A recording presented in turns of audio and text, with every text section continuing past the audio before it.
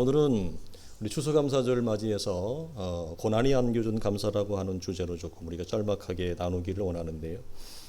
우리가 아는 대로 이스라엘은 여러분 7대 절기가 있습니다. 6월절부터 시작해서 가을에 이제 저장한 곡식을 저장하는 수장절까지 총 7개의 절기가 있는데, 하나님은 각각의 이 7대 절기를 레위기나 민수기를 보면 잘 지키라고 하나님이 당부하셨어요. 이 절기를 지키라고 하는 것은 단순히 의식적으로 행사적으로 이 절기를 지키라고 하는 것이 아니라, 하나님은 각각의 절기 안에 담아 놓으신 하나님의 일하심이 있습니다. 즉 하나님의 구원을 하나님이 각각의 절기 안에 담아 있는 거죠. 그래서 첫 절기가 6월절부터 시작을 하는데, 그 6월절은 우리가 알듯이 하나님의 구원을 담아 놓은 거잖아요. 그래서 각각의 절기를 우리가 지키면서 무엇을 우리가 반추하는 거냐면, 단순히 이렇게 헌금을 했다, 우리가 이렇게 구별해서 과일을 놓았다가 메인이 아니고, 그건 보조고, 더 중요한 것은 그 절기 안에서 나의 구원을 보는 겁니다.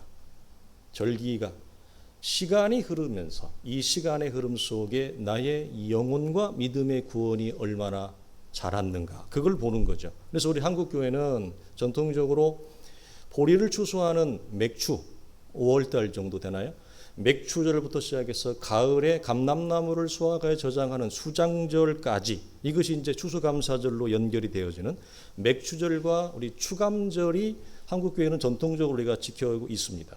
이것은 그리스도의 죽음과 부활 이후에, 특별히 신약교회에서의 추수감사절은 단순히 한 해 동안 우리가 수확한 풍성한 열매를 갖다 놓는 것이 아니죠. 특별히 도시에 있는 교회들은 농사를 짓지 않습니다. 물론 조금만 여러분이 옆으로 좀 넘어가면, 한 20분만 넘어가면 여러분의 부모님이 농사를 지을 수도 있고, 또 농경을 하는 걸 여러분이 경험할 수도 있어요. 그러나 우리는 직접적으로 우리는 땅을 수확하는 사람들이 아닙니다. 그렇다면 우리에게 주신 추수감사절의 여러분 의미, 그 초점은 무엇인가라고 하는 거죠. 이것은 내 안에 뿌려진 복음의 씨, 내 안에 복음의 씨가 경작되어져서 6월절을 거쳐서 수장절에 이르기까지, 즉 추수감사절에 이르기까지 얼마나 복음이 내 안에 성장했는가, 이것을 우리가 하나님 앞에 결산해서 놓는 겁니다. 그래서 하나님이 받으실 만한 합당한 열매로 내 영혼과 믿음의 구원의 열매가 지금 추수감사절 안에서 나는 그것을 하나님 앞에 드리고 있는가. 그래서 성경은 히브리서에서 뭐라고 해요? 하나님이 받으실 만한 향기로운 제사, 제물로 우리가 드려지는 것. 그래서 신약 성경에서 말하는 추수는 단순히 이런 과일을 의미하는 것이 아니라 무엇이죠? 영혼의 구원이죠. 신약이 말하는, 우리 주님이 오셔서 추수하는 대추수의 날은 주님이 뭐 사갖다 먹으려고 재림하시는 게 아니죠. 우리의 영혼의 추수를 말합니다. 구원의 추수를 말하죠. 그래서 우리가 이 신약 성도들이 갖는 추수감사절은 우리의 영혼이 내 안에 씌어진 이 복음의 씨앗이 얼마나 큰 나무가 되어지고 큰 열매로 내가 하나님 앞에 지금 서 있는가, 이것을 보는 것입니다. 그래서 성도는 매년 자라야 되죠. 추수감사절은 매년 있잖아요. 그것은 하나님이 우리로 하여금 추수감사절의 절기를 통해서 우리의 영혼이 자라야 된다. 너는 자라있는 상태로 자라난 영혼과 믿음으로 나를 만나야 된다. 이게 추수감사절의 의미입니다. 그리고 마지막 대추수 때는 우리가 지금보다 훨씬 더 고귀하고 거룩한 존재로 하나님을 대면하는 날, 그게 요한계시록에 나오는 대추수의 날일 것입니다. 7가지 절기의 시작은 6월절인데 각각의 구원을 담아놓은 건데, 여러분 우리가 이것을 기억하셔야 하는 부분이 있어요. 뭐냐면 7절기의 기초가 있어요. 7절기의 기초가 뭘까요? 구약으로 얘기하는 안식일입니다. 신약으로 말하면 사도들이 지키기 시작했던 주일입니다. 7절기의 가장 근원적인 시작점, 기초는 안식 곧 주일입니다. 즉 무슨 말이냐? 매주 우리에게 돌아오는 그 주일을 구별하고 주일 안에서 우리의 영혼이 경작되지 않으면 나머지 7대 절기를 통해 하나님이 우리에게 맺어가는 절기의 그 열매, 영혼의 열매, 구원의 열매는 보장되지 않죠. 그래서 단순히 율법적이고 전통적인 역사적 차원에서 주의를 지켜라, 주의를 성수해라, 이것도 맞는 말입니다. 그것도 우리가 받아들일 만하지만 더 중요한 개념은 뭐죠? 주일 곧 안식일을 구별하여 하나님 앞에 나아가지 않으면 우리 안에 복음이 경작되어질 기회 자체, 시간 자체가 사라지기 때문에 성경이 말하는 7가지의 더 큰 절기를 우리가 갖는 것은 영적으로 무의미하죠. 그래서 모든 절기의 시작은 안식일, 그래서 안식일이 확장해서 뭐가 되죠? 안식년이 되어지고, 안식년이 더 확장돼서 뭐가 되죠? 구원의 완성을 담아놓은 희년, 이걸 성경이 이 안에 담아놓은 것입니다.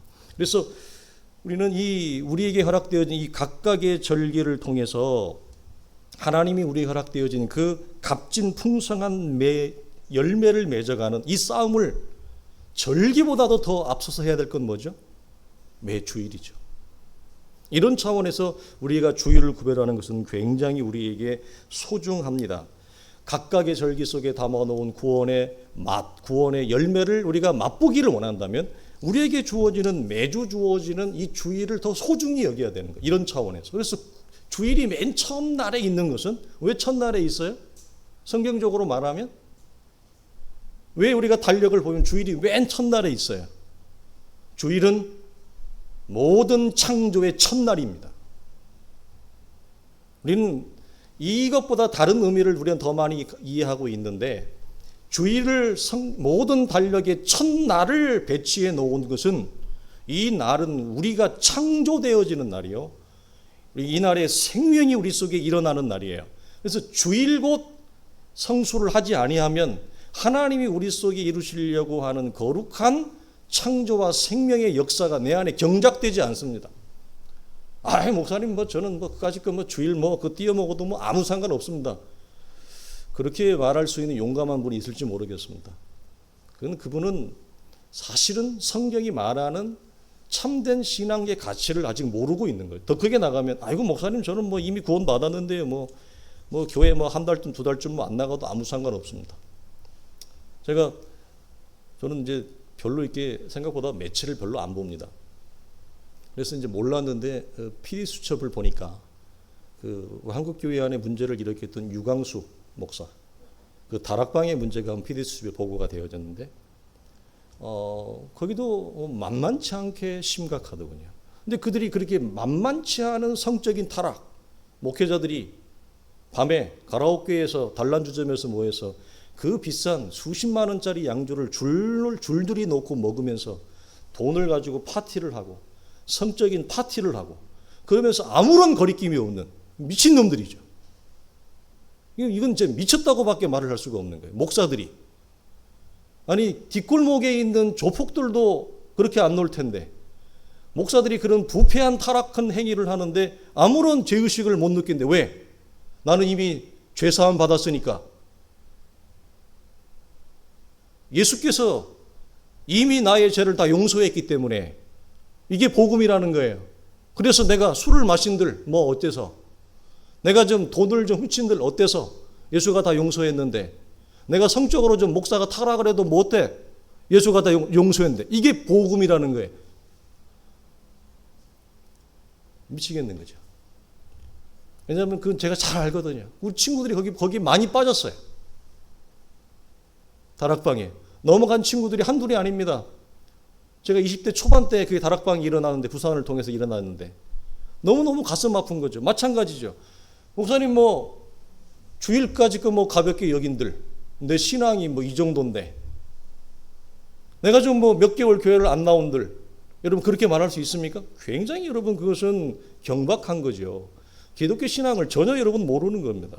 그래서 왜 감사인가?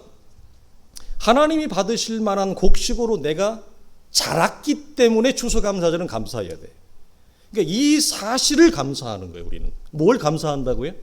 하나님이 받으실 만한 향기로운 열매, 곡식으로 내가 성장해 있는 거예요. 자라 있는 그 사실 때문에 감사하죠. 그렇지 않으면 그러면 감사할 이유가 뭐가 있어요? 그렇지 않으면 감사의 조건 어디서 찾아야 돼, 우리는? 삶의 형통에서 찾아야 되죠. 내가 잘 되고 내 자식도 잘 되고 손대는 것보다 모든 것들이 형통하는 현실적인 조건에서 우리는 감사를 찾아야만 됩니다. 그렇지 않으면 감사의 조건이 여러분 나올 수가 없죠. 사실 잘 돼도 별로 감사하지 않는데요. 그렇잖아요. 삶이 잘 풀려도 사람은 간사해서 별로 감사하지 않아요. 그러니까 참된 감사는 현실적 조건에서 여러분 나오기가 어렵습니다. 성경이 말하는 감사는. 그래서 감사는 생각보다 굉장히 영적으로 고수에 들어가야 감사가 나와요. 자, 감사할 이유를 본인이 모르기 때문에 감사가 나오지 않는 추수감사절. 그러면 우리 안에는 여전히 뭐가 있죠? 불평과 원망이 그 자리를 대신할 겁니다. 이런 차원에서 감사는 사랑만큼 어렵습니다. 사랑만큼 어렵다. 왜냐하면 감사란 형통에서 감사하는 것이 아니기 때문에 그렇습니다. 다시 말씀드려요. 형통에서 감사하는 것이 아니에요. 진정한 성경이 말하는 내면적 감사는 삶의 현실이 전혀 내 마음에 들지 않는 상황 속에서도 환난 중에 감사를 하는 겁니다. 계속 강조하는 것은 환난 중에 복음을 아는 것입니다. 환난 중에 예수를 아는 것입니다. 그래서 환난 중에 기뻐하는 겁니다. 환난 중에 감사하는 겁니다. 그러니까 성장하지 않는 채 추수감사절을 만나면 우리는 전혀 감사할 수 없는 내 현실을 보게 되어지는 거죠. 우리는 고난 중에 더더욱 감사할 수 없는 법이 되는 겁니다. 감사는 이런 말이 있습니다. 시금석, 터치스톤이라고 하는 말을 쓰는데 어떤 차원에서 시금석인가? 내 영혼이 작년 추수감사절에 비해서 아니 올해 시작할 때부터 내가 내 안에 복음의 씨앗이 뿌려진 이후로부터 내 안에 이 영혼이 얼마나 성장했는가를 분별할 수 있는, 감별할 수 있는 시금석이다. 그래서 내가 이 전혀 주어진 조건과 환경이 내 마음에 들지 아니하고 괴롭고 도피하고 싶고 도망가고 싶은 이 조건과 현실 속에서 하나님이 협력하여 나를 향한 선을 이루신다라고 하는 하나님의 최선의 선물로 이것이 우리의 눈이 안목이 열어지기 전까지는 감사가 안 돼요. 절대 여러분 사람은 진정한 내면적 감사는 우리 속에 일어나지 않습니다. 그러면 언제 일어나느냐? 우리말로 해서 말도 안 되는 이 죽을 것 같은 폭폭한 이 상황과 조건이 나를 향한 하나님의 최선의 선물이라고 하는 이 영적인 안목이 열어질 때 우리 안에 하나님을 향한 내면적 감사가 여러분 흘러나온다는 거예요. 그래서 여러분 감사는 향기예요. 감사하는 자는 여러분 향기가 나듯이 향수처럼 여러분 향기가 납니다. 그 전까지는 참된 감사는 할 수 없으니 우리는 대신 감사하려고 애를 쓰는 것입니다. 애를 쓰는 거지. 그래서 꿀꺽꿀꺽 삼키는 겁니다. 내가 참아내는 겁니다. 꿀꺽꿀꺽. 왜? 도리가 없으니까. 참아내고 견뎌내고 꿀떡하는 거지.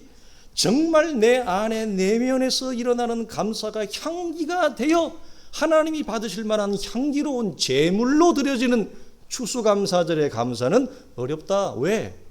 내게 주어진 이 지긋지긋한 이 악한 조건이 사실은 내가 눈이 열어지니까 하나님이 나를 향한 선이었더라. 이걸 보게 되어질 때 진정한 감사가 우리 안에 여러분 흘러나오게 되어지는 거죠. 그래서 오늘 다윗이 뭐라고 얘기합니까? 다윗이 고난 중에 내가 감사할 수 없던 이유는 단 하나다. 그것은 내가 고통 중에 하나님을 보았기 때문이다. 이 말이에요. 이게 여러분 복음의 비밀이에요. 이게 신앙 성장의 영적 성장의 비밀이에요. 어떤 사람은 고통 중에 고난 중에 아픔만 봅니다. 피할 길이 없습니다. 도망갈 자리가 없습니다. 그래서 고통 중에 고난 중에 힘듦만을 봅니다. 어려움만을 다 겪는 겁니다. 그러면 이 사람은 어려움을 겪었기 때문에 사람이 성장하고 믿음이 커지고 사람이 새로워지느냐? 아니요. 고통 중에 고통만 겪었기 때문에 사람이 더 못돼집니다. 더 악해집니다. 사람이 더 강팍해집니다. 더 자기밖에 모르는 사람이 됩니다. 이게 다윗이 말하는 것처럼 고난 중에 하나님을 보았다. 어떤 하나님을 보았느냐? 내가 이 힘든 고난에서 신음하고 있는 나의 존재를 하나님이 보고 있더라. 나를 내어버려 두지 아니하고 하나님이 이 고난 속에서 나를 품고 있더라. 나는 고난을 당해서 힘들고 괴로워서 하나님이 없는 줄 알았는데, 하나님이 떠난 줄 알았는데 하나님이 나를 품고 있더라. 이것을, 이 눈이 열어지니까 바울이 고난 중에 감사하게 되었다. 고난 중에 누구를 본 거예요? 하나님을 보았는데. 그럼 물어봅시다. 다윗이 이전에는 하나님을 안 봤어요? 처음 만나요? 이 하나님을? 아니에요. 이전에도 알고 있던 하나님이에요. 이전에도 보았던 하나님이죠. 그런데 고난이라고 하는 내게 허락되어진 합력하여 이루실 하나님의 최고의 선 기간 안에서 하나님을 본 그 하나님은 지금까지 내가 알았던 하나님이 아니에요. 지금까지 내가 만났던 하나님이 아니에요. 더 크고 더 새로운, 더 넓은, 경이로운, 사람의 말로 표현할 수 없는 하나님을 그가 새롭게 만나는 것입니다. 그러자 그 고난이 바뀌는 거예요. 오늘 우리가 추수감사절을 드리면서 나눠야 될 내용입니다. 그래서 우리가 잘하지 않는 영혼은 감사할 수 있는, 여러분, 내놓을 수 있는 것이 아무것도 없어요. 이걸 왜 드리지? 이걸 뭐라고 하지? 이런 거예요. 저거 살 돈으로 다른 데 돈 쓰지? 이런 거예요, 항상. 아니, 저거 할 돈 아까운 거예요, 이게. 교회 안에 그런 사람 굉장히 많아요. 아까운 거예요, 이게. 그거 갖고 다른 데 하지. 이게 아깝다고 생각하는 사람은 지난주에 나누었던 달란트 비유의 한 달란트에 해당하는 사람입니다. 하나님께 받은 것을 다 땅에 묻어두고 사는 사람. 받은 바 은혜를 행사하거나 받은 바 은혜가 내 안에 경작되어서 밖으로 나오지 아니하는 자들. 그 상태를 여러분 그대로 가지고 있는 것입니다. 여러분, 우리는 고난으로 인해서 고난만 겪다가 끝나는 사람이 있어요. 그건 뭐냐? 고난으로 하나님으로, 고난 때문에 하나님으로부터 더 멀어지는 사람이에요. 이 고난의 양면성이 있습니다. 근데 어떤 사람은 고난 속에서 하나님을 새롭게 만나면 고난 때문에 고난으로 인해서 하나님께 더 가까이 가는 사람이 있어요. 우리 성도들이 추구하고 만나야 될 하나님은 내게 주어진 삶의 이 진력한 조건에서 하나님으로 더 가까이 가는 하나님으로 우리에게 고난이 풀어져야 돼요. 그렇지 않으면, 인생은 그렇지 않아도 힘든데 맨날 고생하다가 고난하다가 신음하다가 그걸로 종을 칩니다. 히브리서 11장을 보면 모세가 이런 말을 합니다. 모세가 바로의 노함을 무서워하지 않았던 이유, 바로를 두려워하지 않았던 이유는 히브리서는 정확하게 얘기합니다. 보이지 아니하는 하나님을 보는 것 같이 믿었다. 보는 것 같이 믿었다. 이거예요. 그러자 그의 현실이 두려움에서 담대함으로 바뀝니다.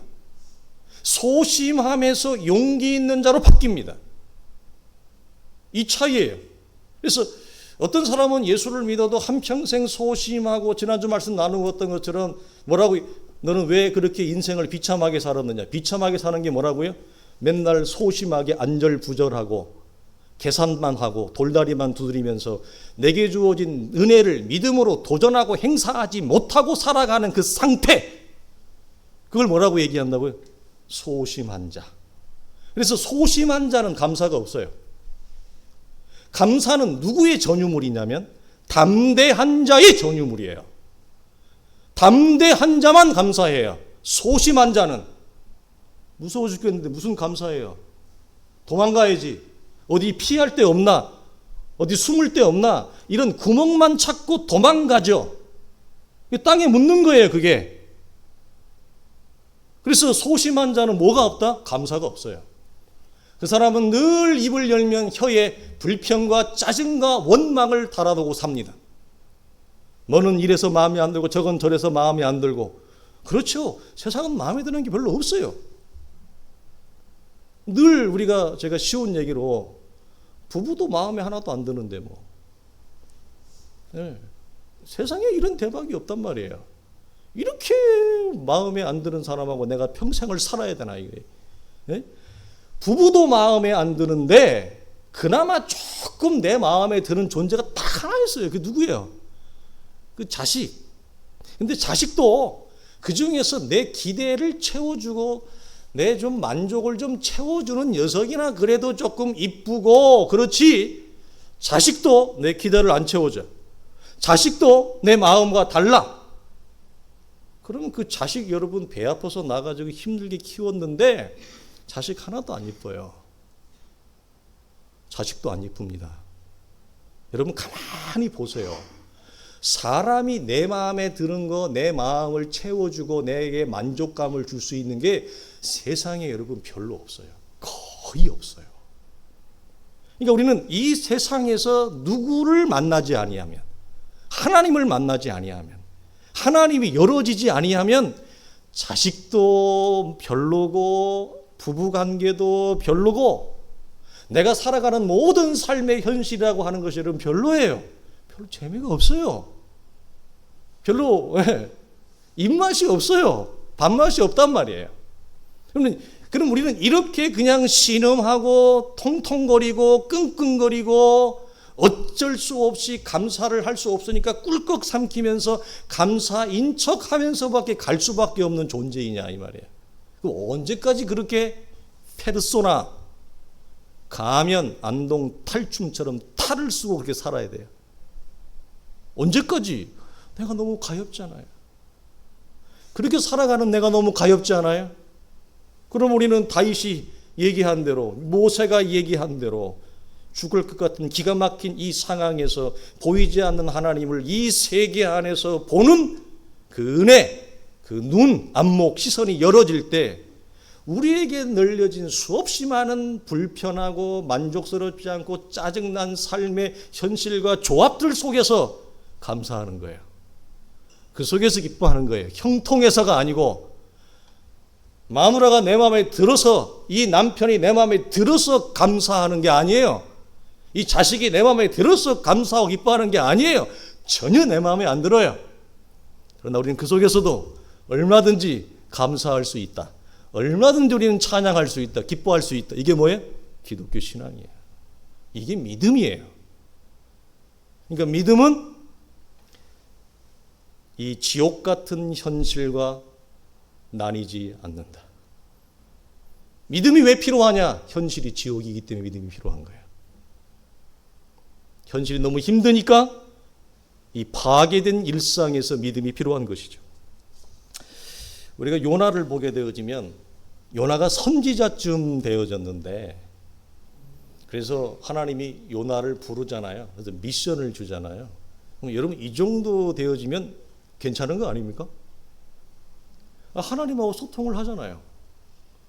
하나님이 부를 때 요나가 예 대답도 하고 하나님의 존재도 알고 그분과 관계도 맺고 대화도 하는데요.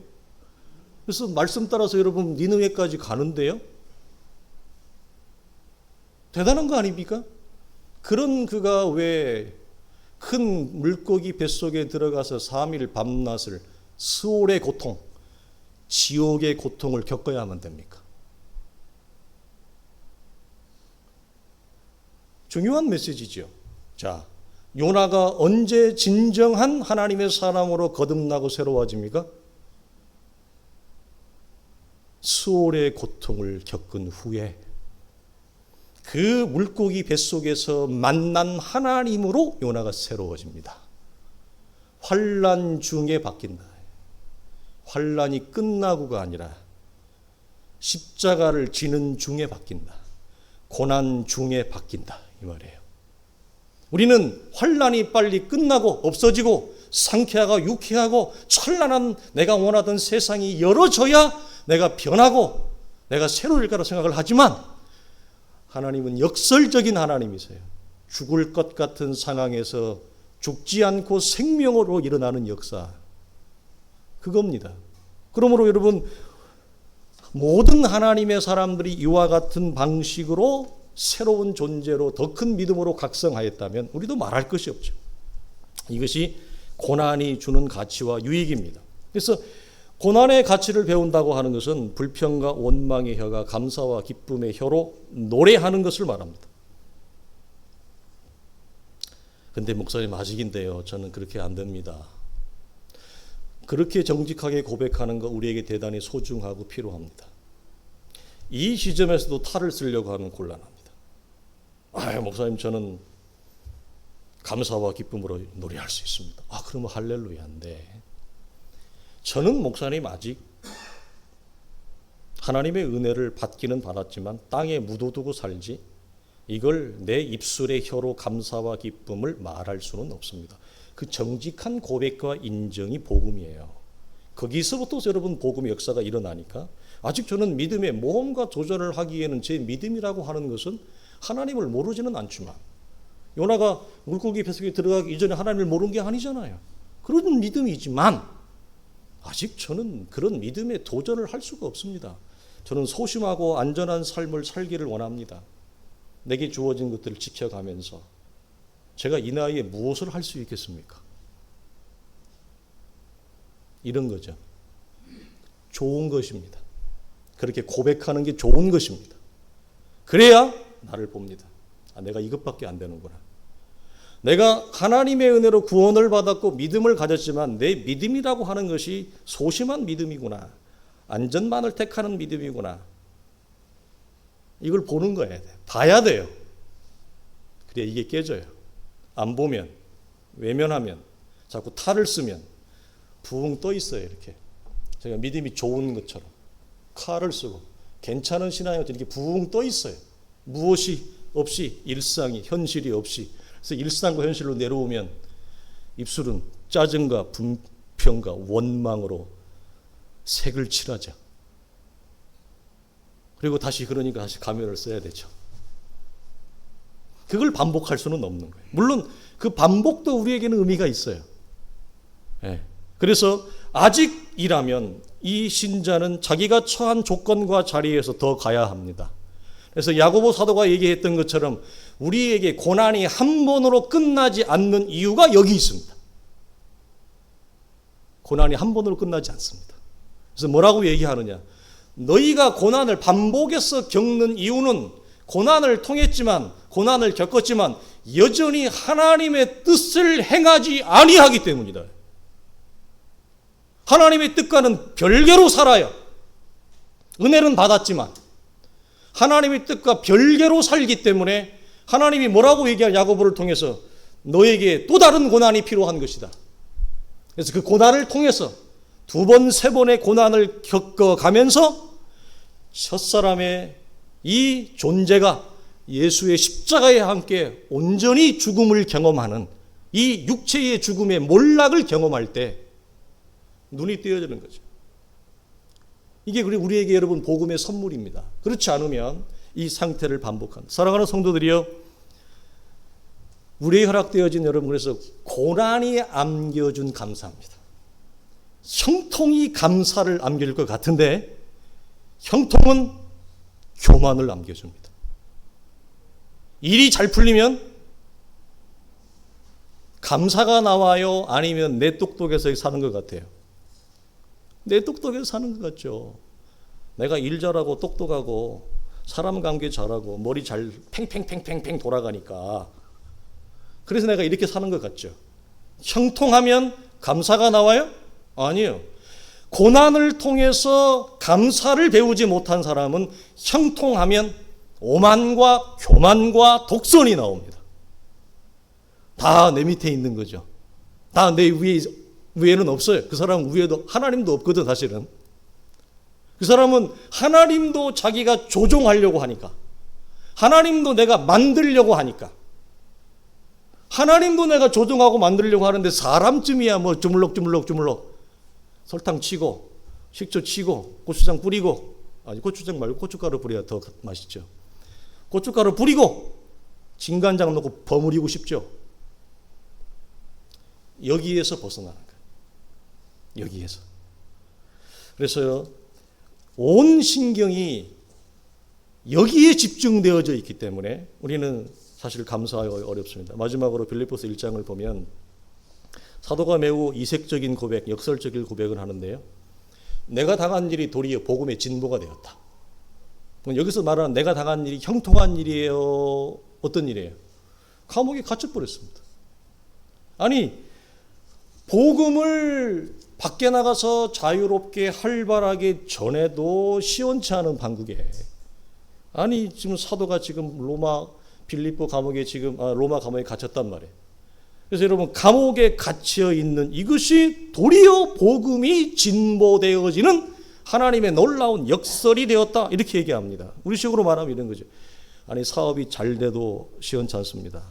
지금 얼마나 어렵습니까? 지금 말을 안 해서 그렇지 우리나라를 보면 너무너무 답답해요. 사람들은 신음하고 있고 물가는 올랐고 장사들은 안 됐고 월세도 못 내고 파업하는 이 소상인들이, 자영업자들이 널려 있습니다. 사람들이 고금리 때문에, 여러 가지 이유 때문에 재정이 경색되어지고 누가 돈을 쓰지를 않습니다. 한국 경제가 꽁꽁 얼어붙었습니다. 교회마다 재정이 다 줄어들었습니다. 당연한 거죠. 성도들이 살기 힘든데 어떻게 헌금을 하겠어요? 다 어려운 상국이 되어졌어요. 보면 답답해요. 그래서 여러분, 사업이 잘 되고 인생이 잘 풀려도 지금 시원치 않잖아요. 그런데 감옥에 갇혀버렸어요. 망한 거죠. 망한 게 복음이에요? 사도가 얘기하는 거예요.